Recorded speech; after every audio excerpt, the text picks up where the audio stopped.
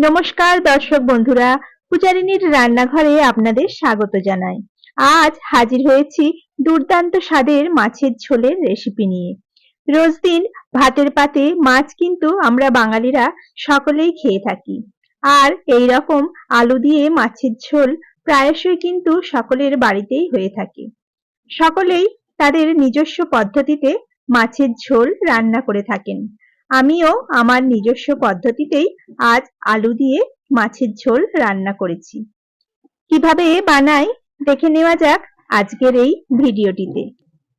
মাছের ঝোল বানানোর জন্য এখানে আমি লেজা, গাঁটা আর পেটি মিলিয়ে 6 পিস মাছ নিয়ে নিয়েছি। আর এখন আমি তাতে 1 চামচ লবণ আর হাফ চামচ হলুদ গুঁড়ো খুব ভালো করে মিশিয়ে নেব। মাছগুলোকে আমি আগে থেকে খুব ভালো করে ধুয়ে রেখেছিলাম। এখন সব মাছগুলোকে আমি দেখুন লবণ আর হলুদ দিয়ে মিশিয়ে নিচ্ছি। এখন আমি গ্যাসে একটা প্যান গরম করে নিয়েছি আর তাতে দিয়ে দিচ্ছি আমি বেশ খানিকটা সর্ষের তেল। তেলটাকে হালকা গরম করে নিয়ে আমি মাছগুলো দু পিঠ খুব ভালো করে ভেজে নেব। যেহেতু আমি ননস্টিকের কড়াই ব্যবহার করছি, সেই জন্য কড়াইটা খুব বেশি গরম করার প্রয়োজন হয়নি। তবে আপনারা যদি সিলভারের কড়াই বা স্টিলের কড়াই ব্যবহার করেন, তাতে কড়াইটাকে খুব ভালো করে আগে থেকে গরম করে নিতে হবে আর তেলটা দেওয়ার পরেও খুব ভালো করে গরম করে নেবেন। এখন আমি একটা পেস্ট বানিয়ে নেব। তার জন্য নিয়ে নিয়েছি একটা পেঁয়াজ, 2 টুকরো আদা আর 2টো কাঁচা লঙ্কা আর দিয়ে দিলাম একটা টমেটো। দিয়ে সবকিছুকে মিক্সিতে দিয়ে আমি একটা পেস্ট বানিয়ে নিলাম। এইবারে মাছটা দেখুন ভাজা হয়ে গেছে। এখন সব মাছগুলোকে আমি কড়া থেকে খুব সাবধানে তুলে নেব। মাছগুলোকে আমি কড়া থেকে উঠিয়ে নিলাম।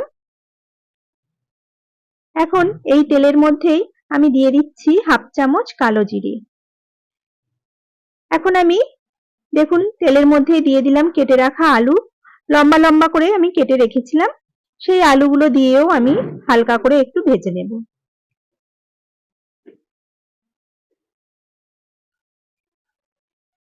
আলুগুলোকেও বেশ কিছুক্ষণ সময় নিয়ে আমি দু পিঠ ভালো করে লাল করে ভেজে নিচ্ছি। দেখুন আলুগুলো ভাজা হয়ে গেছে। এখন আলুগুলোকে আমি কড়া থেকে তুলে নেব। এখন এই তেলের মধ্যে দিয়ে দিলাম 2টো তেজপাতা আর 2টো চেরা কাঁচা লঙ্কা। দিয়ে সেটাকে একটু তেলের মধ্যে ভেজে নেব। পেঁয়াজ, আদা, টমেটো বাটাটাকে এখন আমি তেলের মধ্যে দিয়ে দিলাম। দিয়ে সবকিছুকে খুব ভালো করে কষে নিতে হবে। দেখুন পেঁয়াজের কাঁচা গন্ধটা চলে যাওয়া পর্যন্ত আমি এখন পেঁয়াজটাকে ভেজে নেব। মশলাটাকে কিছুক্ষণ ভাজার পরে দেখুন ঠিক এইরকম হয়ে যাবে। এখন আমি দিয়ে দেব বাটিটা ধুয়ে সামান্য একটু জল। দিয়ে সবকিছুকে আবারও আমি কষাতে থাকবো। এখন আমি দিয়ে দিচ্ছি হাফ চামচ স্বাদ মতো লবণ আর হাফ চামচ হলুদ গুঁড়ো। আর দিয়ে দিচ্ছি আমি হাফ চামচ লাল লঙ্কার গুঁড়ো। দিয়ে আবারও আমি গুঁড়ো মশলাটাকে মশলার সঙ্গে খুব ভালো করে মিশিয়ে নেব। এখন দিয়ে দিলাম খুবই অল্প একটু জল। এইভাবে বারবার জল দিয়ে মশলাটা কষালে মশলাটা কড়ার নিচে লেগে যাওয়ার সম্ভাবনা থাকে না বা মশলাটা কষানোটাও খুব সুন্দর হয়। এখন আমি দেখুন আরো কিছুক্ষণ মশলাটাকে আমি খুব ভালো করে কষে নিয়েছি। এখন আমি দিয়ে দেব ভেজে রাখা আলুগুলো। আলুগুলোকে দিয়ে মশলার সঙ্গে নেড়েচেড়ে খুব ভালো করে মিশিয়ে নিতে হবে। মশলাটা কষানো হয়ে গেছে। এখন আমি দিয়ে দিচ্ছি পরিমাণ মতো জল।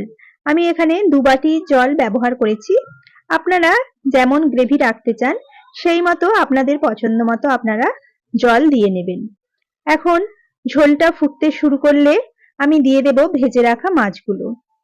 দেখুন ঝোলটা ফুটতে শুরু করেছে আর আমি ভেজে রাখা মাছগুলো ওপর থেকে ছেড়ে দিলাম। দিয়ে মাছগুলোকে আমি খুন্তির সাহায্যে একটু ডুবিয়ে ডুবিয়ে দেব, যাতে পুরো মাছটাতে আমাদের ঝোলটা খুব ভালোভাবে ঢোকে।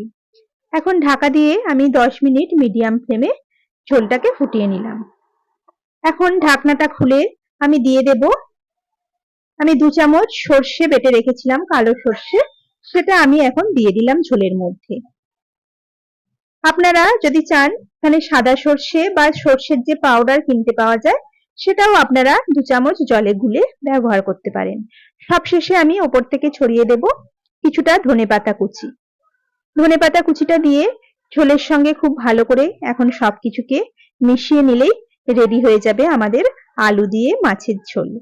গরম গরম ভাতের সঙ্গে এটি কিন্তু খেতে দুর্দান্ত লাগে। যারা আজ আমার পুরো ভিডিওটি দেখলেন তারা অবশ্যই কমেন্ট বক্সে জানাবেন আজকের রান্নাটা কেমন লাগলো। আর পুরো ভিডিওটি দেখার জন্য আপনাদের কাছে অসংখ্য ধন্যবাদ। আর যারা আমার নতুন বন্ধুরা আছেন, যারা এখনো সাবস্ক্রাইব করেননি, তাদের কাছে আমার অনুরোধ আমার চ্যানেলটিকে সাবস্ক্রাইব করে আমার পাশে থাকবেন। ধন্যবাদ।